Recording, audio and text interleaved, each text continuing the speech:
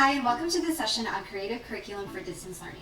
My name is Kristine Bautista, and in this session, I'll be sharing with you some lesser-known facts when using Google Docs and Google Slides to help you build some digital curriculum of your own. Let's get started. Here's the agenda for this session. Tip number 1, we are going to be doing a quick tour of Google Classroom. Tip number 2, we're going to be creating assignments on Google Docs, specifically creating a fillable table. Tip number 3, we are going to go through some lesser known functions of Google Slides, so Google Slides tips and tricks. Tip number 4, we're going to be creating assignments in Google Slides, particularly an assignment that has a locked background. And tip number 5, we are going to be showing you some tips for finding clip art for your Google resources.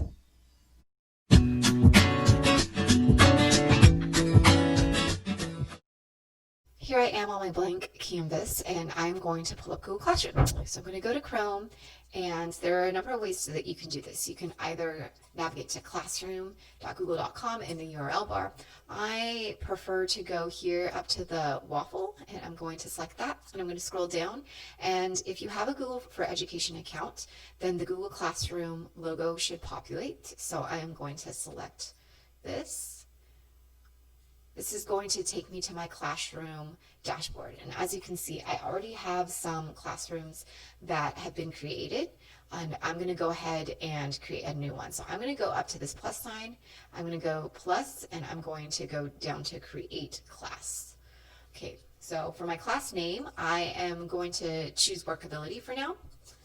And if I go down, I can choose a different section. I can choose a different period. This is a good place to put down a different period, and I can choose the subject in the room. I'm going to go ahead and select create, and it might take a few minutes to create. So here I am on my main class page, and I'm going to be directing us to the 5 areas that you will use the most. So those 5 areas are stream, classwork, people, grades, and setting wheel. With classwork really being the heart of Google Classroom, this is where you're going to be spending most of your time. Okay, so the stream, you can think of the stream sort of like your Twitter feed or your Facebook feed. I use this for sharing announcements. As you are selecting this, you can say welcome. And if you'd like, you can add an attachment. You can add something from your Google Drive. You can add a link. You can also add a file. You can upload something from your computer, or you can add a YouTube video. So when I go down to this blue button here, you see this arrow here, I can either post it, or I can schedule it for another time, or I can save the draft. So I'm going to go ahead and post that. Just so you know, if students have not turned off their email notifications, this will send them an email that there has been a new announcement that has been posted. That is essentially the class stream. I don't use it for too much, but in distance learning, I would typically post the agenda or a little welcome message for the day. Other components of the main classroom page, here's the class banner. You can go ahead and select a different theme if you wish. You can also upload a photo if you wish from your computer or from your drive. Over here to the left is your class code. If you select the expand button, then it projects the class code on a larger font so that students can join the class. You can also select the copy invite link. You can see that it copied it onto my clipboard, and I can go ahead and paste that in an email. And then a new feature is I can generate a Meet link if I would like to meet with my students over Google Meet. The next section I'm going to head over to is the classwork tab, which is where you're going to spend most of your time. I highly recommend before you start posting any assignments that you create topics. So topics are essentially modules. So I am going to go up here to the blue button where it says create, and I'm going to create a topic or a module before I begin posting assignments. So I'm going to create topic, and maybe this is going to be job applications. Maybe I'm going to do another one for job interviewing. And then a last one on resumes. So now I have 3 different topics, and I can begin to create assignments and put them under the designated topic. If I want to reorder these, I can go over here to the little shish kebab stick, and I can select it, and I can go move down. I can move them in a different order, but now I have some different topics or different modules, and I can organize assignments in that way, so it's not just a long list of assignments. I'm going to go back to this blue create button so I can show you the different types of assignments you can post.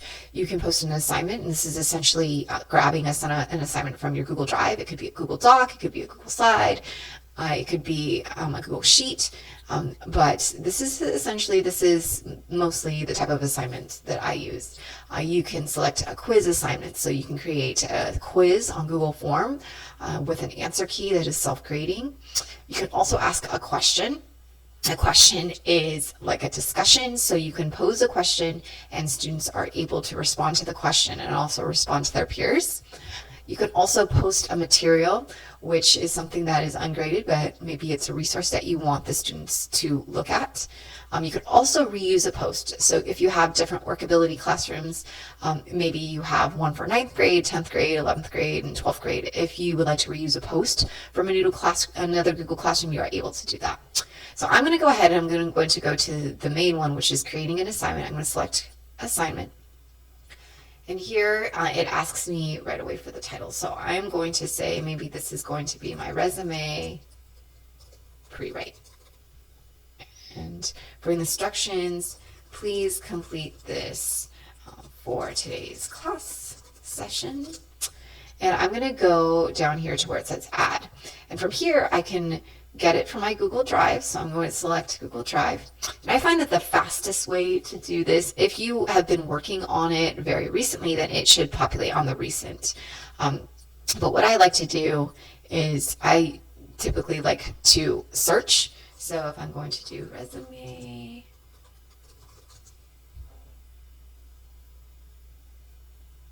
and I can see that it populates for me. So I'm going to select that.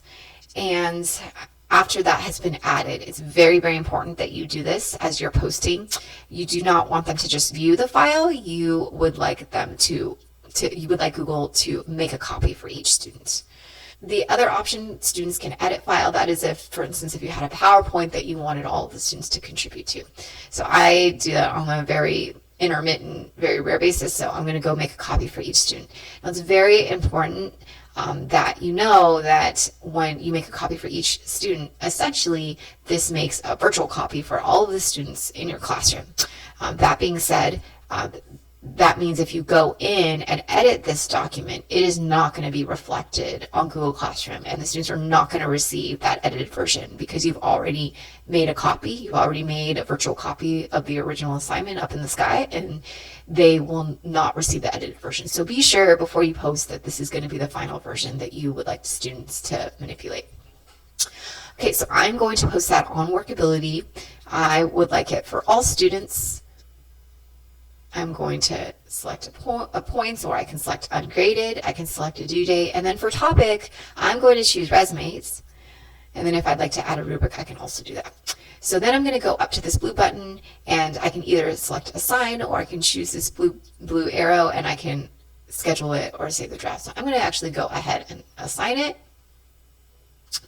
And it populates under my resume section. And I'm done. So as you're going in, you can go ahead and create assignments. If you need to edit it and you accidentally put it in the wrong section, you can go to edit and you can change the topic. So I'm going to say I made a mistake and I need to put it into job interviewing, and I can put it under job interviewing. So, but for now, I'm going to put it back into resumes. Okay. Other things on this classwork page is the Google Meet. Again, you can select that and you can add a Google Meet link. There's also a quick shortcut to the Google Calendar. So if you would like to add something on the Google Calendar for the class, you're able to do that.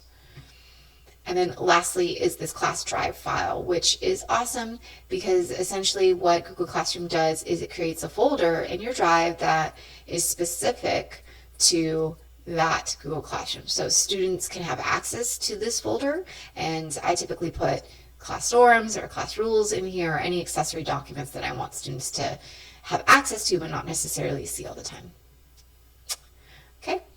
The next section is the people section, and this is where you can manage the people that are in the class. So I can add teachers. I can do it this way by inviting teachers and typing in their email. Teachers have access. They can view the assignments, they can create and edit assignments, and they can also grade. I can also add students by pressing this little plus sign. I can give them the link, or I can actually send them an email. The next section is grades, and I don't have any students, but if I wanted to input grades, this is where I would be able to ascribe them scores. The last part that I am going to go over is the settings. So if you hit the little settings wheel, it takes you to this page and you can change the class details. You can go to your code. You can manage your invite codes. You can enable or disable them. You also have an invite link if you would like to invite people this way.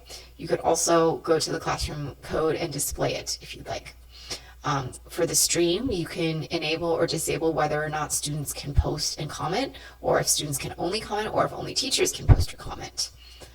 Classwork on the stream, you can also choose if you want them to show the attachment and details, if you just really want condensed notifications, or if you want to hide them entirely. And then for the deleted items, for show deleted items, as a default, students cannot see items that you've deleted, only teachers can view them, but if you would like to enable that, you can do that. Okay. And then for the grading section, you can also just change how it's graded if you want to do total points, if you want to weight it by category. This is where you would add the different categories. Okay. So I'm going to X this out. And I'm actually going to go over here to what I call the hamburger, to the main menu. And these are more shortcuts where you can go through your different classrooms. You could jump from class to class. This is also where students can jump from class to class. I'm going to go over to my classes. I'm going to go down to my main dashboard. Okay, so now I have my classrooms that I've created. Say I would like to teach this class in the future, or I'd like to save this classroom. I could always click the little shish kebab and I can select copy.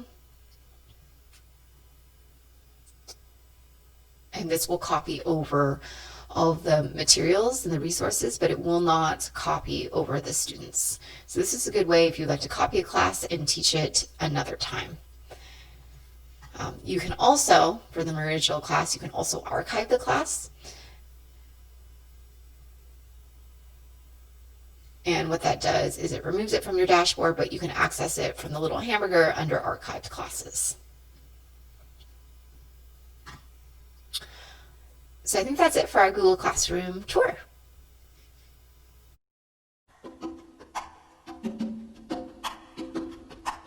Okay, in this part of the session, I'm going to review how to create an assignment on Google Docs. Once you have Google Classroom set up, then you're ready to start creating assignments. And probably the most versatile, the most commonly used app that teachers use to create curriculum is on Google Docs. So I am going to show you how to create a document that looks like this. This is a resume pre-write.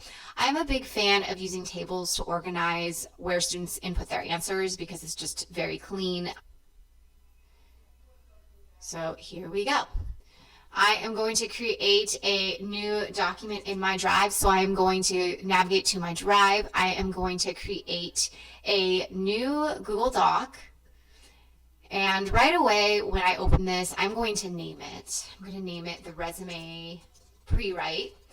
And I'm also going to organize it because I don't want it to just drop into my drive and be unorganized. So I'm actually going to put it with my other resume pre-write items. So here we go, other resume unit. Okay, I'm going to title this resume pre-write. So I'm going to do my text. I'm going to make this a little bit bigger. I'm going to say resume pre-write. And I prefer to use Arial only because it is a sans serif font and it's just really super simple for the students to read. Okay, I just reduced my font to size 14. I'm going to press enter and I'm going to realign to the left indentation style and I'm going to insert a table. I'm going to insert a table and I want it to be 2 by, let's just say there's going to be 11 parts. I'm not quite sure if that's going to be the case, but just to get started, that is what I am going to select. Now, as you can see, it's symmetrical, but I would like the student input box to be a little bit bigger, so I'm going to drag with the arrow over to the side. and now it is bigger in the student output range. Okay, so what I have here is I have parts of a resume, and I'm going to input those in: name, address, phone number, and email address. So I have name, I want them to have their address, their email address. What else did we have? Oh, phone number. And let's see, I'm going to go format, table. I'm going to insert a row below. So I have phone number. And what else did we have? Executive summary. So executive summary, which is what a lot of employers are looking for instead of an objective. And we have a sample example executive summary. I'm just going to Control C to copy that. So I selected it. I'm going to hit Control C. I'm going to go back into my executive summary, and I'm going to do Control Paste. And as you can see, what I had here is I had an executive summary listed here, but I want students to know that they need to fill this out themselves. And so I'm going to color code that. And so I selected this line, and I went over here to the highlight color, and I like using a light blue. You'll also notice that this box, the weight, the lines are a little bit thicker than the rest of the box. So I kind of like that thicker line. So maybe what I'm going to do is I'm going to make all those lines thicker. So I'm going to highlight the entire table. I'm going to go up here to the weight, and I'm going to choose, maybe that's 1.5. I want it a little thicker than that, maybe 2.25. Okay, so it makes the lines just a little bit thicker. Okay, next one are personal skills. So I have personal skills, and I'm going to tell students, please highlight or circle at least 5. Okay, then I have this table here of terms that they can use for their personal skills, because I found in the past that if you just leave it to their own devices, sometimes it's difficult to find lists of strengths. It's just a job in itself. I'd rather just have some proven ones here for the students to look at. So what I'm going to do is, this is a table within a table. So I'm going to create that. I am going to insert a table within a table. So table, that is a 3 by 1. So there's 3 sections, and then I'm going to go through, and I got these off of Google. Control C to copy, Control V to paste. Same thing. I'm going to go up here, Control C to copy, Control V to paste, and then same thing here. Control C to copy, Control V to paste. So now I have a table of terms that students can turn to, and say I wanted these bars to be white. I just don't want them there. I can select them, and you see how when I hovered over them, it gave me this unique arrow to select just the lines. So I select the lines, and then I go up here to the border color, and I choose white. And so that is if I didn't want any of the lines to be in there. And I kind of like how that looks, so I'll just leave that as it is. Okay. As I go down, we're going to do work experience. So I'm going to press enter so it spans onto the next page. And see, I think this is still the same cell, so let me delete it. Let's go to this cell. So this section is work experience and or volunteer history. And then I just put a little note here. I did Control B to make it bold. Do not include if have never worked or volunteered. Okay. All right, so in here, again, I am going to create another table within a table. And so it is a 2 by 1, 2, 3, 4, 5. So it's going to be an insert table 2 by 5. Okay, so here we go. The quadrants we have here are position, dates worked, e.g. 120 to 220. Business, and major responsibilities. Okay, so the font is a little bit big, so I'm going to make it a little smaller. I'm going to go up to do size 12 font, and I am going to hover, so I get this unique arrow again, and I'm going to move the line so the students have more room to input information. For this part, I would like it to span over these 2 cells, so I want this to be 1 row. Essentially. So I'm going to highlight these 2 cells. I'm going to go to format and go to table and go to merge cells so that it becomes 1. Then I'm going to center that. I'm going to do the same thing here, format, table, and merge cells, and so that they have more room to write their major responsibilities. The next section is education. So I'm going to put education, and there are certain things that we're looking for education. So I have them here. Control C to copy, Control V to paste. And I also have another table within a table. So I'm going to go ahead, I'm going to insert a 2 by, looks like 1, 2, 3, 4, 5, 6, 7, 8. Looks like 2 by 8. And I'm going to put name of school, city, state, expected graduation, GPA, if applicable, awards, clubs, and sports. Okay, I'm going to make that font just a little bit smaller, and then I am going to drag this line over. Okay. Then I have some other quadrants. I have birthday, I have address, I have email, I have hobbies. Okay. And then I have last component of this are references. I'm going to press tab to make a new row. I'm going to say references, and then I put some directions about references. I'm going to do Control C to copy, Control V to paste. And then again, we have another table within the table. So I'm going to go insert table. This looks like a 2 by 3. And here we go. Name, phone number, email. So here we have it. And let's see if it lets me copy the table. Oh, it's not allowing me to do that, so I'm going to have to manually do it. I suspect that this is because I have a new keyboard that isn't, for some reason it's not allowing me to copy and paste tables, but I'm sure that your keyboard will allow you to do that. So 2 by 3, I think I can copy at least the texts. Control C to copy, Control V to paste, Control V to paste. Okay, so now I have pretty much a pretty close replica to that assignment. And the last thing that I like to do is I like to color code it so that students know where to write. So I'm going to select this table, and I'm going to go over here to the paint bucket, and I'm going to choose light blue. Okay, same thing here. I want this light blue, and instead of going up to the paint bucket, I want to do, I want it to be easier, so I'm going to do Control Y to redo that action. I'm going to go here again, Control Y to redo that action, Control Y to redo that action, Control Y to redo that action, again Control Y, and Control Y. So there you have it. There is creating a little bit more of an intricate assignment on Google Docs. You could also do this with reading passages, but it's kind of more of a background of using tables to create assignments, which spatially, it seems like it's a really easy way for students to organize their answers.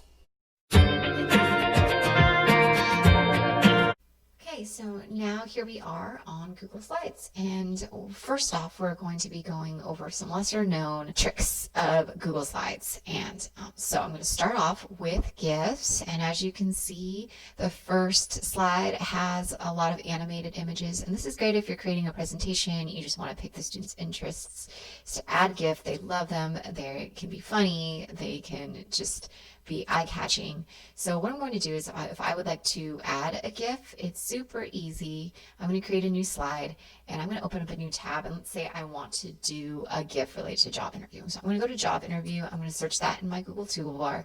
I'm going to go to images, and after I select the images, these are all static images, right? They don't move. So I'm going to head over to where it says tools. I'm going to go under tools, and then I'm going to go under type. And under type, there is that option for GIF, and when I select that, they have all of these job interview images that are actually animated, so you can see that this one's animated. Now, what I could do is I could right-click this, and I could copy the image address, I could insert the image, all of that, but I just want it to be super simple, and my students have actually shown me this. I can actually just drop it into the Google Slides, and it will populate onto the Google slide, and it will still be animated. So that is a GIF. You can also expand it so it takes over the whole slide. Okay, so I'm going to be going over Google Slides A through Z. As you can see, I don't have one for every letter, but it was just a way to organize some of the little tips and tricks I'm going to show you. So the first one is B for Bitmoji Chrome extension. And Bitmoji, you see this a lot as we have transitioned to distance learning, that a lot of teachers are being very, very creative with it. Bitmoji is an extension, so you can see that it is here. I've already loaded it, and if I click on it, it gives me my Bitmoji, and I can then take it, I can copy it, and then I can paste it. Let me delete this one. I can paste it onto my slide. It's important to note that the Bitmoji, when you're building your Bitmoji, you need to download the app on your phone. You cannot do it on the web, but once you sign up for an account and you have that on your phone, then you can add the Chrome extension over to your Google toolbar extensions, and you can add it there and you can copy and paste. So I love Bitmojis. I love them for personalizing presentations, for personalizing handouts. You can also do a Bitmoji classroom, which I know that many of us have. So I'm going to go over here to my drive because I am going to be sharing a folder with you, and that folder will have this Bitmoji classroom template if you would like to use this. And this is awesome because the Bitmoji classroom template, you can modify it. I can choose almost any image on the web, and once I paste it to make it look like a poster, all I did is I went up here to the border weight, and I changed the weight to 4, and I changed the color. I changed it to white in this instance, but you can change it really to any other color. So it's pretty modifiable. It's important to note that when you're adding an object onto your Bitmoji classroom, it should be a transparent background. So if I'm looking for an office chair, maybe I would type in office chair, and I would go for images, and actually, I'm going to type in office chair transparent background. And when I select this, so I know that this isn't transparent. If the way that you can tell if it is transparent is it'll have the gray and white scheme in the back. This one does not, so I know that this has that kind of like that ugly white border, and I don't want that to show up on my classroom. This one does have the gray and white scheme, but I know just from past experience that if I copy that and then paste it onto my Bitmoji classroom, it still has that gray and white. So you kind of have to be a little scrutinous when you are looking for an image. Sometimes if I'm not having much luck, so I'm going to actually type in office chair clip art and see if I'm able to find one. And this is the one that I used, this one over here, but this one has that white back border in it. I'm not going to use that. I think it was this one. So here we go. So once I click it, it's not until after I clicked it that it shows this gray and white transparent background. So I'm going to go ahead and copy that, and then I can go back to my tab and I can paste it, and then I can stretch it with the blue dots any which way. So my tip, if you would like to modify this classroom, is when you are searching for things, type the term and then type clip art in the search engine. Okay, so moving back down here, C is for Slides Carnival. So I highly recommend for like back to school night, or if you just want like a cooler slides theme, more than what is already offered in Google Slides, is to navigate to this page, which is slidescarnival.com. And when I navigate to this page, you can see there are all these really cool templates. Let's say it's this one. And it comes with so many different options in terms of layout. But I am looking for this yellow button that says uses Google Slides theme. And it will show you all of the different templates. And I'm going to go to use template. And when I click on that button, it's going to take a few minutes. It is going to import that into my drive. So a really quick and really polished theme that you can use. Okay. Going down to E, this is the Explore button, and this is perfect for if you are creating a presentation, but again, you don't want to create a new theme, but you want it to look very polished. So I'm going to create a new slide. Say this is my introductory slide, and say I'm going to do it on resumes. And I'm going to look for an image to put on there, and let's say this, let's not use a random resume. Maybe let's do job interviewing again. That was a good topic. So I'm going to go to job interviewing, and I can either copy the image and paste it, or, that one's pixelated. Let's do this one. Or I can drag it, which is what I'm going to do. And then I'm going to put some text on the page. I'm going to insert. I'm going to put job interviewing. So in order for the Explore button to work, you need a text and an image on the page. And you see there's this little yellow button, which is called Explore. If I click on that, then it gives me all these different formats that I can use for my introductory slide. And it's just a little bit more than what Google Slides offers. And I really like this translucent text box. I like that effect. Okay. E is also for Emojipedia. So Emojipedia is when you want to put emojis, if you want to put them into the subject line of your email, if you would like to put them when you're creating assignments on Google Classroom. The site that I use is Emojipedia, so the one that I use most often is the Apple.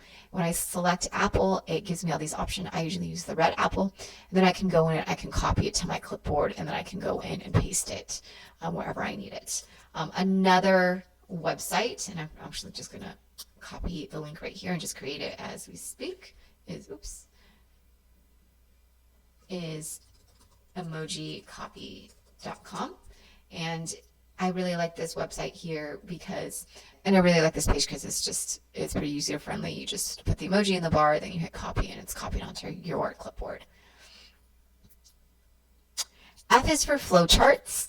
And this is really handy, for instance, if you are doing the flowchart for job interviewing or for the job hunting process. So if I want to create a flowchart, let's say I want to do, what's the first step when you're looking for a job? Maybe you network, and I'm going to make that 20 font, and I'm going to do 2 point, and I'm going to center. Actually, I think I want to do it 25. Okay. And then maybe I copied and I pasted that. Maybe I am going to walk in to a business, okay, I'm interested in, then maybe I'm going to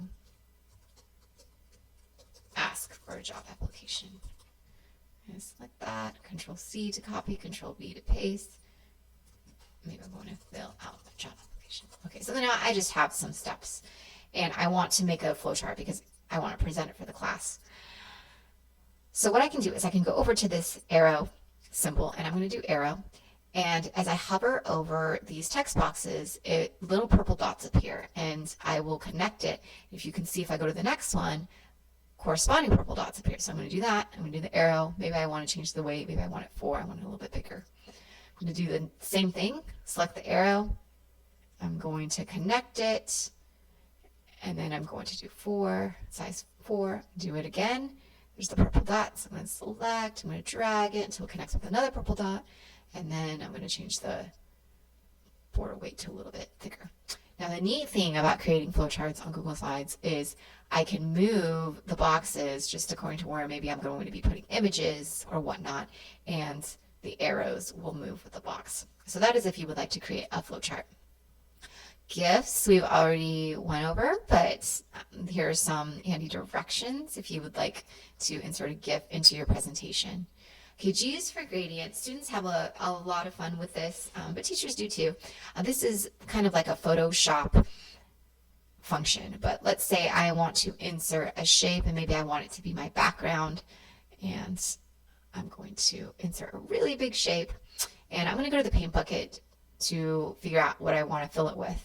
And I can either choose one of these colors on my color palette, or I can head over to this other menu, which is gradient, and I can choose one of the swatches here, which is just a gradient swatch. So here you go. You can see that there's all types of different colors that you can do if you want to use a different background for your slide. Okay. So I is for masked images, and this is just another cutesy thing that you can add to your Google Slides presentation. So a masked image is one they cut an image according to a certain shape. So maybe I would like to do, let's do Rugrats again, and I want to mask this image. So I'm going to go to images, I'm going to select an image, and I'm going to drag it again to my slide. Oops, I should have had the slide on there. Let's try this one more time.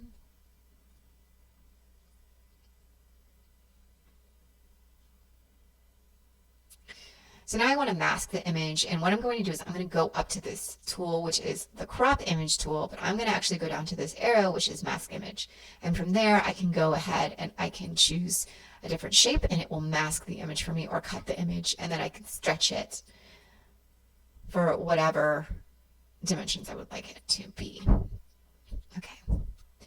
J is for Jeopardy, and I did want to share with you a full 6-category Jeopardy scoreboard. I don't have it up right now, but let me bring it up. And this is going to be really helpful for you if you would like to review a concept.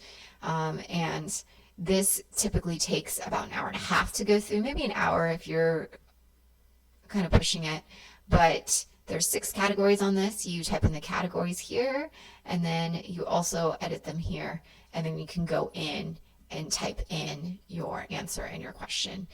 Just keeping in mind that the way that the traditional Jeopardy style is that you have the answer first and then you have the question. So maybe your answer would be something like, this is a part of the job process where the employer has a conversation with the potential employee. And then the question would be, what is a job interview? So just some guidance on how this Jeopardy template is structured. And as I scroll down, you can see that there's 6 categories, and there's also a double Jeopardy that is under category 5, and it is the 400 side. So when they click on the 400, they're actually going to get this slide, which is a daily double, and you will have the 400 question, which will be the daily double.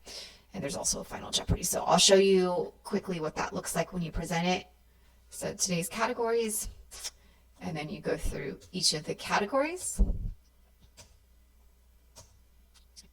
and then it will take you to the scoreboard. So you can go ahead, if you type in category or you click on category 100, it'll take you to the question. You can go to the home to bring you back. So that is a 6-category Jeopardy board, which I am going to put in that folder. Okay. Locked worksheets we're going to get into in just a moment, and this is using Google Slides to create locked worksheets, which is how you can create worksheets where they can insert text or insert their input, but they can't move things around. So I'm going to show you how to do that. P is for page setup. This is when we go into in-person instruction. If you would like to format a Google Slide so that you can actually print out on a standard sheet of paper, you can go and, let's say I'm going to create a new Google Slides. I'm going to go to File, and I'm going to go to Page Setup, and then I'm going to go and to this little down arrow, I'm going to go to Custom. And that's where I'm going to put in the dimensions for standard sheet of paper, which is 8.5 by 11.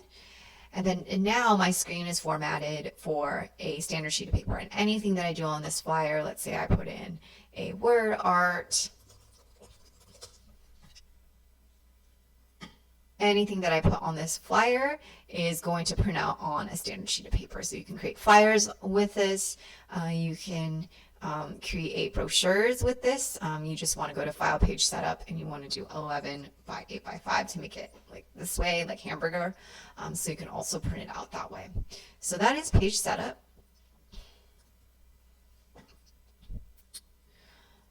R is for running slideshows. So this is if you would like to create a slideshow of some type. Maybe you have pictures at the end of the year, you want to create a slideshow and you want it to keep running. So you want the slideshow to be running on its own. So once I've created a slide deck, and I already have this here with the presentation, I would go to File and I go to Publish to the Web, and the default is every 3 seconds. I find that to be pretty perfect. And then I'm going to hit Publish. It's going to say, are you sure you want to publish this selection? You select yes.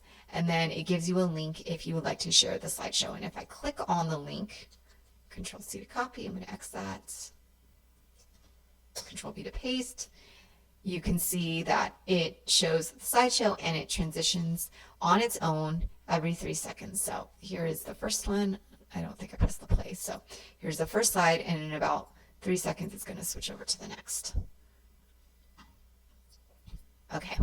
S is for master slides. So this is great if you want to brand your slides. If you're doing a presentation either for your class or you're doing it for your colleagues and you really want it to have a polished look. So I've created this little banner on the bottom, and I want this to be on every page, but I don't want to have to copy and paste this on every page. And by the way, I did this, I used the logo, and then I also created a shape. So what I'm going to do is I'm going to select both by selecting this and pressing Shift and then selecting the other one. And then I'm going to hit Control-C to copy. Then I'm going to go up to Slide, and I'm going to go to Edit Master. When I go to Edit Master and I scroll up to the very top slide, I'm going to go to the top slide, which is the master slide, and I'm going to do Control V to paste. And as you can see, when I put it on that master slide, it's going to populate on all the other slides, which is awesome because it saves me work and it allows my slide deck to just have a really polished and together look. So that is, and you can see it already did it. Sometimes it takes a couple minutes to do it. Okay, T, I'm going to undo that actually right now. T is also for translucent text box. So this is if you just want that translucent text box. I've already done one, but let's do another one. If I go to Insert Text Box, and let's say I want to write the job interview, and I want that to be big, so I'm going to make that like 40. And I want it to be translucent, so I'm going to select the box. I have to select it on the lines. I'm going to go to the paint bucket, and I'm going to go to Custom. When I go to Custom, maybe I want it to be blue, but I want it to be a little translucent. So I'm going to slide this transparency bar, and when I press OK, you can see that it has that same effect of the translucent text box. Maybe I don't want a black text, maybe I want white text. Okay, so that's another way to personalize your slides. Okay, V is for Venn diagrams, and you can see that there is an example here, but let's create one real quick.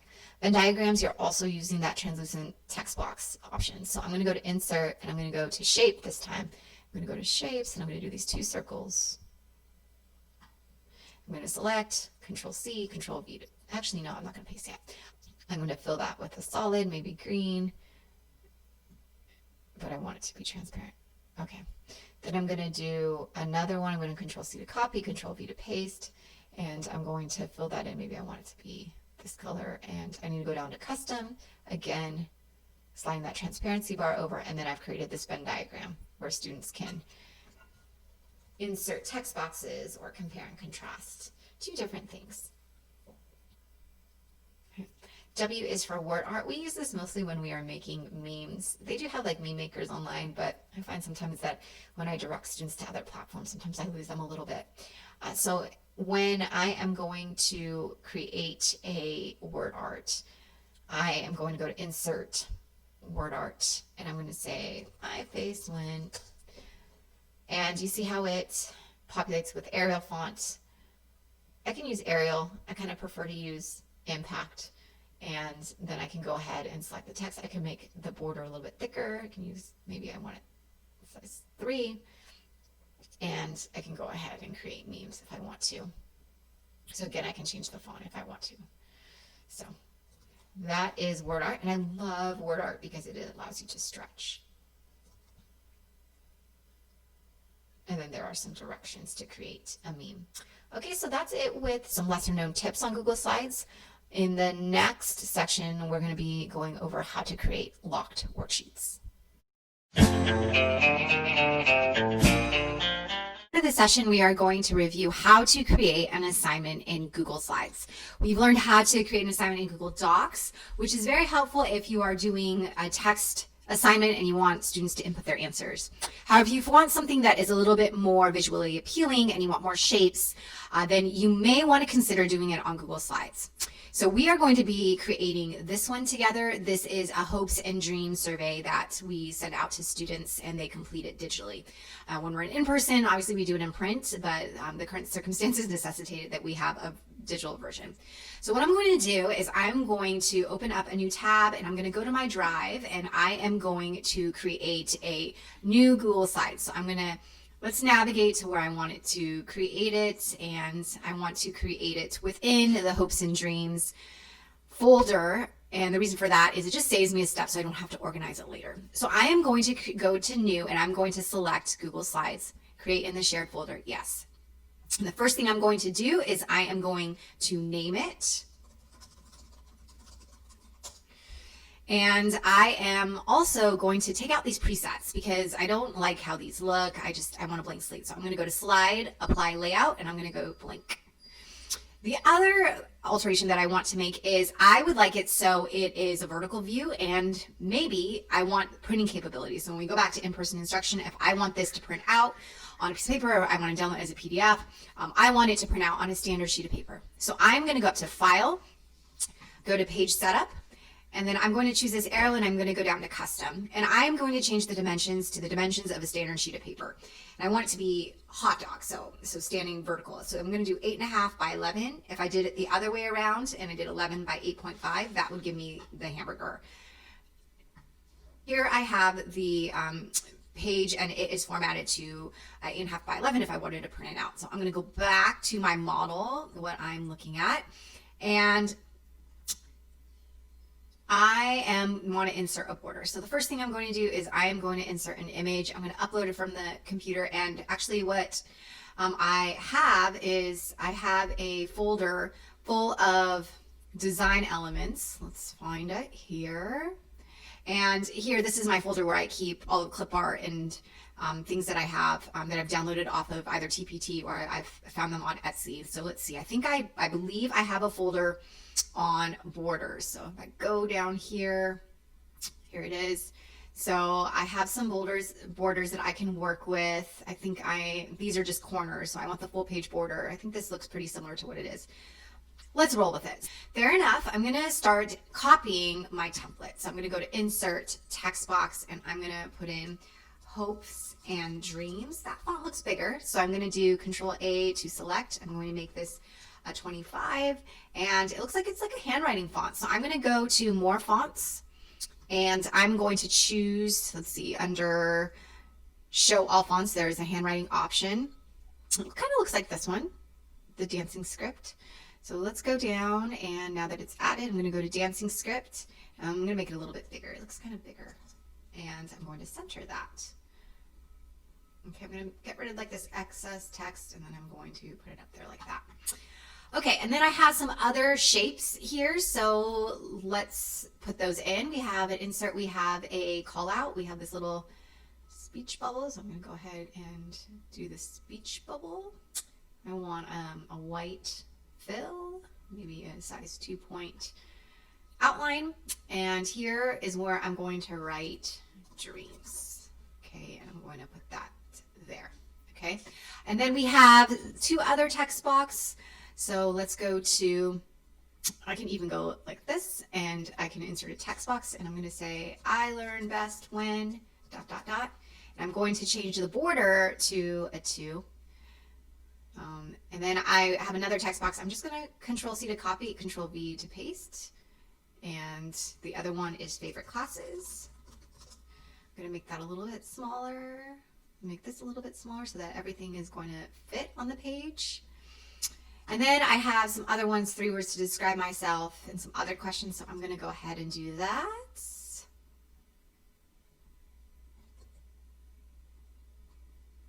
Maybe make this a little bit smaller. Control C to copy, Control V to paste, Control V to paste. And the other one is if I could study one thing for a day, it would be, and then classes that are engaging, or challenging, actually. I'm seeing already that the font might be a little big, so I'm going to change this to size 10. I'm going to highlight this, and I'm going to do Control Y to repeat that action. I'm going to highlight this. I'm going to do Control Y to repeat that action again as well. Okay, then I have, it says Life After High School, and I am going to insert that. I believe that these are all text boxes, so I'm going to go to Insert, Text Box. I'm going to do the L, and I believe that is like a, I don't know, 20. I'm going to make this white and the background pink. Maybe make that font bold, and I'm going to just reduce that outside space. Then I'm going to highlight that, Control C to copy, Control V to paste. Control C to copy, Control V to paste, Control V to paste. So now it's going to say life.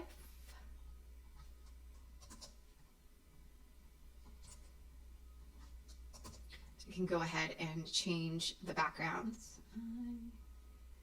That's like green, and that's like gold. And I can press Shift to highlight all of them, and I want them all centered. So now they're all centered, and I'm going to say live. It says after high school, so I'm going to go like this, after high school. Okay. All right, and then it has a section for these career interests. So I'm going to go to insert another text box. I'm going to say career interests, plan A, plan B, and also make sure that there's a border around this because typically as the default there's not. I'm going to Control C to copy and Control V to paste that for the next box, which is school training needed. Plan A, plan B. Maybe make this text just a little bit smaller. And so I can put a space in between there. Let's see, move this aside just a bit. Maybe fill that with white so it goes over the background. I'm going to do Control C to copy again, Control V to paste. And here I'm going to say community involvement. That could help me get there. And so I could do clubs at school, plan A, plan B. And then there's also entry level jobs, internships, or volunteering I can do. Control U, plan A, plan B. Okay, I think there's one more. I'm going to Control C to copy, Control V to paste, and I'm going to drag this down and do people who can help me. Okay. And then down below, there's another text box about transition documents. I'm going to put a little text box here. I'm going to make sure that it's filled in with white so it goes over the background, which is not always the prettiest, but we can kind of fix things up later. I could stretch the background out a little bit later. But let's put a border on this, and I'm going to write transition documents checklist. I'm going to say give some space for school ID, give some space for state ID, give some space for driver's license, and give some space for selective service. Okay. All right, so now I have the bare bones. I may just put white there. I have the bare bones of this hopes and dreams survey, but now I want to put in the boxes where students are going to write in. So I'm going to insert those as text boxes. So I go to insert text box, and I'm going to put a little, insert text box. I'm going to put a little text box here. You got to make sure that it comes up with this crosshair symbol so that you can do it. And I like putting the background as like a light blue to indicate to students that they need to type into it. And whatever text or font type and size that is selected up here is what's going to come out, and I'm pretty happy with that. Maybe I want it a little smaller, so I'm going to do 12. And maybe I want there to be a little bit of a border. Okay, so now when students type on that, they know it's going to come out with that text. Then I'm going to do Control, I'm going to select this on the lines, and I'm going to do Control C to copy, Control V to paste, and I'm going to put one in each of these boxes. So, not super perfect, but, you know, I'll switch it later. Select Control C to copy, Control V to paste, Control V to paste. So same thing, it looks like these boxes down here are going to be similar in size.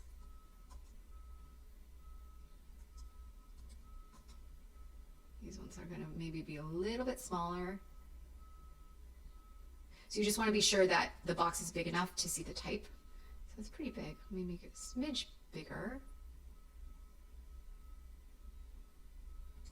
Control C to copy, Control V to paste, and Control Z to undo if I don't like what it did.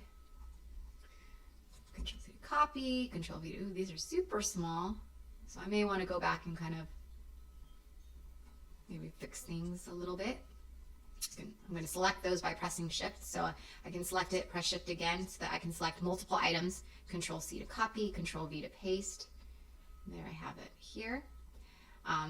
These are super small ones, so let's do one. Control C to copy, Control V to paste, and I'm going to do a really small box because these are really just meant to be single letters, like they put an X in or whatever. Control C to copy, Control V to paste. Oops. And sometimes you got to make sure that you get the line and not the corners when you're selecting. So you see, you want that symbol to come up, and then this symbol to come up. Okay. All right. So now we have a layout that we're pretty pleased with. I'm going to zoom a little bit into this. And now I don't want them to be able to really mess with the rest of the parts on the page. So this is what I'm going to do. I am going to select all of these text boxes. I'm going to remove them, and then I'm going to download whatever is left as an image, and then use that as my background. So let's go through the steps. And once you kind of see the process, I think it'll make a lot more sense. So I'm going to highlight all the text boxes. So I press Shift to select the multiple text boxes that I want the students to use.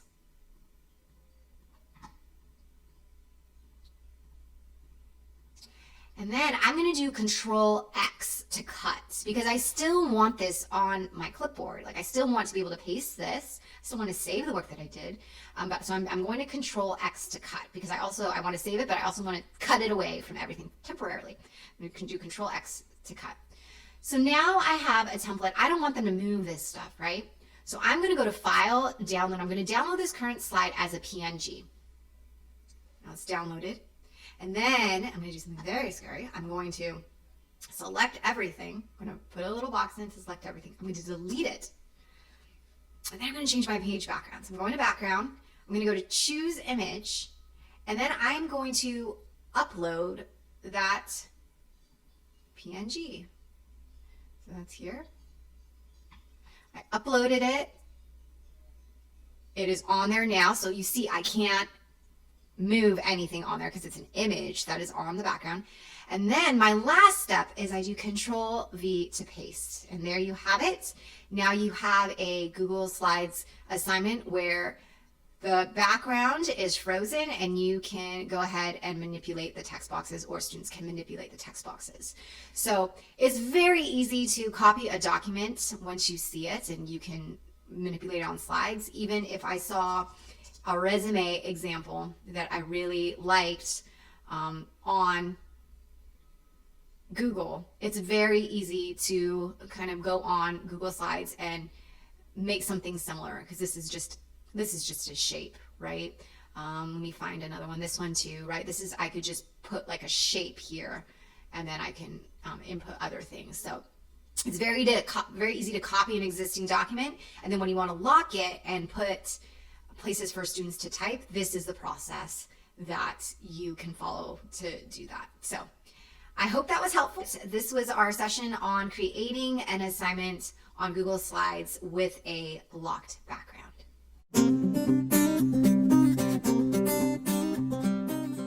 Our last segment of the session today, I just wanted to give you some tips and tricks for finding clip art for your Google resources, in case you want to add some visuals that are not as common, that are eye-catching. So I'm going to open up a new window in my Chrome browser. I'm going to go to File and New Window. And here are the two sites that I mostly use for clip art. I go to teachers.com and I can type in clip art. So I can go for job interview clip art. And if I put that in, there's a lot of different job interview clip arts.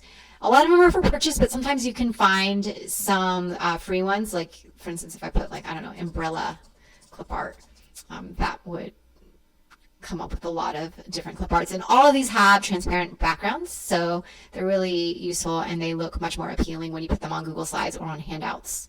You can also layer them. The other place that I look for clip art is Etsy. And Etsy has a lot of not only clip art, but also backgrounds. So if I wanted to do watercolor backgrounds, I could search that and find all these palettes of different watercolor backgrounds, which are beautiful to add on slides or to put on handouts. I could also type in something like I like graffiti background. I've done this one before. They also have borders, which is nice if you wanted to add a custom border. And then lastly, they also have fonts. So if I wanted something like a block font, I could do that as well. Obviously, if you are choosing a font, you want to make sure that you have a graphics program such as Adobe Photoshop or something like that so that you can then go and use those fonts. But those are definitely my go-tos for clip arts when I'm trying to add something a little bit more unique into my resources. Here's a link to the resources and the templates that have been shared in our session together today. If you copy and paste this link into your browser, it will take you to a view-only folder from which you can right-click, select all of the documents, and right-click and make a copy into your own drive. All right, that's our session for today. I hope that you learned some lesser-known tips and tricks. Please keep in touch. My email is Kristine@whatIwishIlearnedinschool.com. I'm also on Facebook and Instagram, and I have a blog at www.whatIwishIlearnedinschool.com. I'd love to connect with you about different resources that you're using to create distance learning curriculum given our unique circumstances. Take care.